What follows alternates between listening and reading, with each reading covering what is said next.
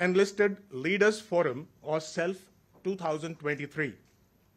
I'm sanguine that this interaction will be request General Manoj Pandey, Chief of Army Staff, Indian Army, to address the gathering.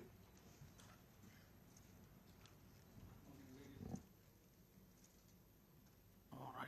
Okay. Good morning, ladies and gentlemen. Thank you for joining us today at the opening ceremony of the Indo-Pacific Army Chiefs Conference, the Indo-Pacific Army's Management Seminar, and the Senior Enlisted Leaders Forum. It is an honor for me to speak to you alongside my valued colleague and counterpart, General Randy George, Chief of Staff of the U.S. Army. The Indian Army and the U.S. Army are co-hosting this two-day symposium, and at the outset, I wish to thank General Randy George and his team for extending full support and cooperation towards putting this event together. The Indo-Pacific Army Chiefs Conclave has been a biennial convention since 1999, while the Indo-Pacific Army's Management Seminar and the Senior Enlisted Leaders Forum have been an annual event since 1978 and 2013 respectively. As you just heard, this edition of the three events is witnessing the largest participation, and I express my gratitude to all the participating Army Chiefs and their representatives from 30 countries who are present here today. This symposium, in fact, serves as a shining example of what can be achieved when nations come together with a common purpose. The central theme of our deliberations stands as Together for Peace, Sustaining Peace and Stability in the Indo-Pacific region. The Indo-Pacific construct has come to occupy central space in the contemporary geostrategic canvas in recent years.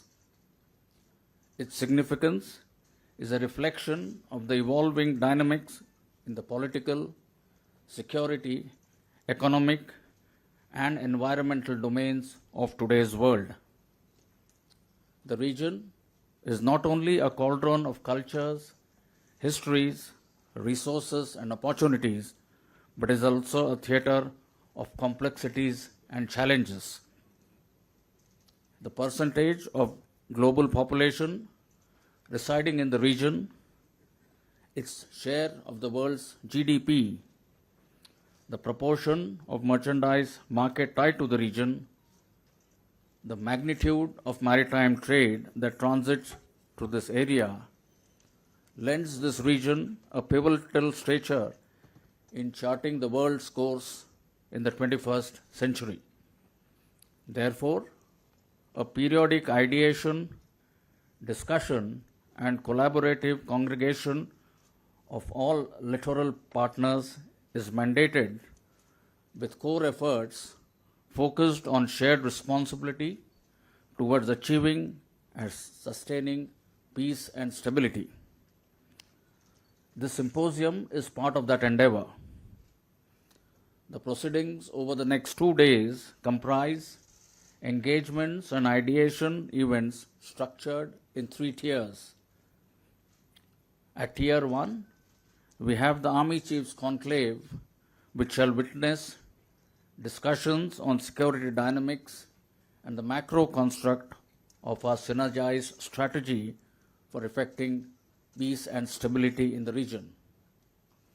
At Tier 2, the operational military commanders will engage in discussions on joint exercises, interoperability, sub-regional perspectives, best practices, lessons learned by participating nation, and coordination between our forces to address specific response contingencies.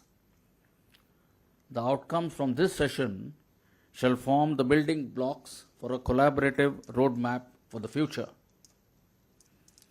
Tier 3 interactions involve the senior enlisted leaders who form the cutting edge of our armies.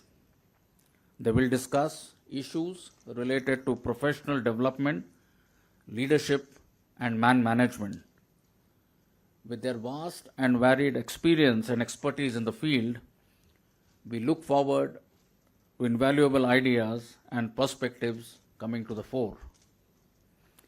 We shall also have bilateral consultations and discussions on the sidelines to enhance and broaden our army-to-army engagement initiatives.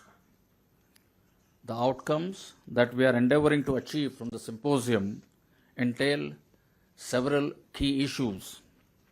These are evolving a shared vision for military cooperation, fostering a sense of collective responsibility, sharing best practices, appreciating areas and communities vulnerable to climate change, and synergizing our response to HADR, increasing military exchange endeavors, progressing defense diplomatic initiatives, reinforcing the importance of open and sustained dialogue to jointly address issues that impact us, and of course, taking forward the ideas we endorsed during our deliberations. I am confident that the symposium will be a testament of our shared resolve. Also, that our discussions will be fruitful, leading to our partnerships and vision from the Indo-Pacific becoming stronger and more enduring. In addition to formal discussions, we have also organized an event to showcase India's rich cultural diversity and visits to few heritage sites in Delhi.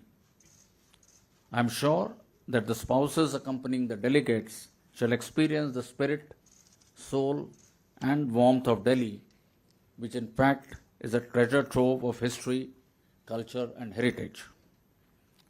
In the end, a word for our media colleagues present here who are here to cover the event. An event of this nature and scale would lose much of its impact if it remains confined to the four walls of this convention center. I am sure your coverage of the event will contribute to this effort and resonate with the global audience. Ladies and gentlemen, thank you and Jai Hind. And first, thank you to General Pandey for graciously welcoming us all here, and your hospitality of you and your entire team has been amazing, and we've definitely enjoyed the culture, and we've all eaten our weight, I think, in food here over the last day or two, so thank you so much. I think it's appropriate that you are hosting this event because of your leadership role in this region. General Pandey and I had a great visit yesterday, and it's good, I think, as mentioned up front, that I'm here just a few days after I was confirmed as the Chief of Staff for the U.S. Army. The partnership between the U.S. and the Indian armies is vital for stability in the region, and the relationship between our armies is strong and growing stronger. Just yesterday, up at Fort Wainwright, Alaska, our forces kicked off the latest edition and the best one yet of Exercise Yuddha Abhas. Right now, in cold, rugged conditions close to the Arctic Circle, our soldiers are sharpening their skills, mastering their craft, and learning from each other. They are building trust and deepening the friendship between our armies. We all know how important trust and friendship are. In a challenging global security environment, having great allies and partners is more important than ever before. That's what IPAC is all about. This year, as mentioned up front, 30 countries and 20 Army chiefs are in attendance. And I think that's the most we have ever seen at an IPAC, and that's a really big deal. And I'm really proud to be here. We are here at IPAC to talk about the role of land power. Land power not only contributes to our shared security, land power is decisive.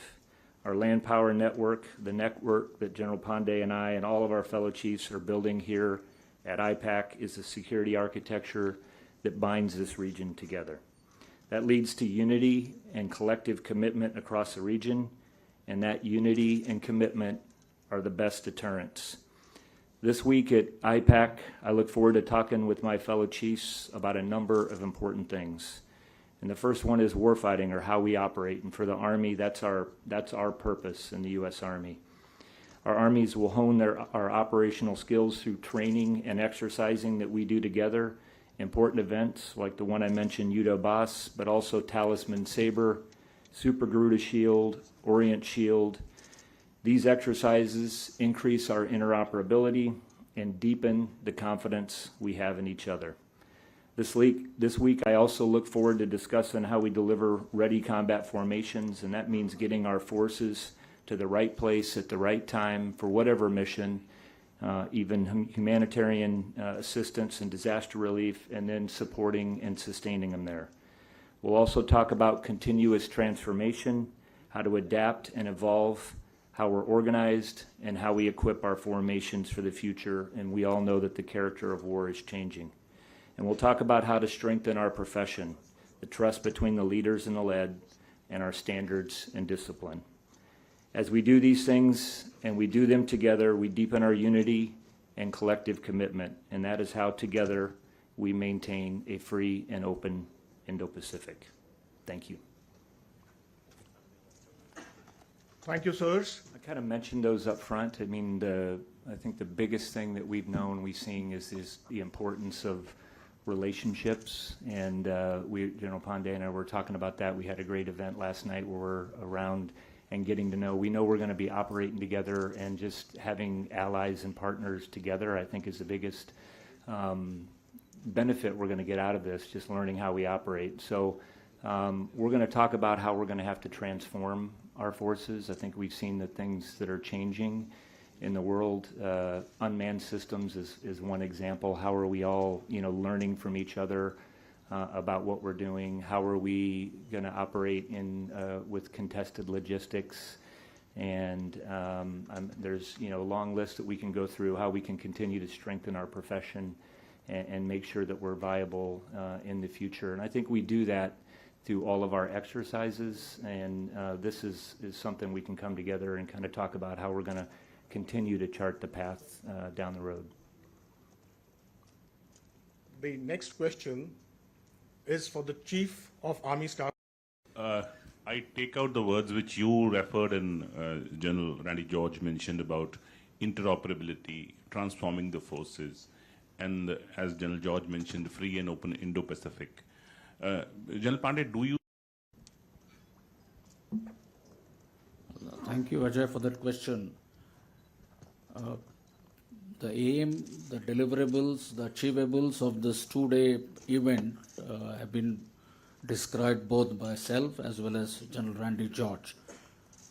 Let me upfront mention that we're not looking at a military alliance, so to speak, something what perhaps you are suggesting. It's not, this entire exercise initiative is not directed against a country or a group of countries. You heard how the IPAMS has been held every year since 1977. We are now into the 43rd or 47th edition. And likewise, the IPAC this year is the 13th edition from the time it started in 1999. So what we are looking here is at an open and sustained dialogue on a range of issues that both of us just alluded to, and without any allusions of being cast as an alliance, so to speak. I need to emphasize that it's a multilateral forum aimed at bringing together the military leadership to share certain common concerns on the areas that we just defined. It is also meant to understand perspectives of different countries, different armies, and share the best practices. And last but not the least, in terms of coming up with a good, effective response to crisis situations, such as in case of natural as well as man-made disasters, and to see as to how we can respond to such situations in a more effective and a timely manner. So the overall aim, I would say, of our exercise here over the next 2 days would be to build trust and strengthen friendship between all the participating Army chiefs and their representatives, those who are here today. Thank you. Your placards, please, for the third question, which goes to General. And also similarly, on the same line, something if you can draw on the concerns of the massive expansion of China in the region, and something which you would flag for everyone for common action. Thank you. Okay, well, I'll answer a little bit of both questions, and I think the biggest lesson that I've kind of taken away, and I think many have, is just the importance of partners and allies. And again, I think that's why it's so important, the group that we have here today, coming together, sharing our lessons together, building friendships.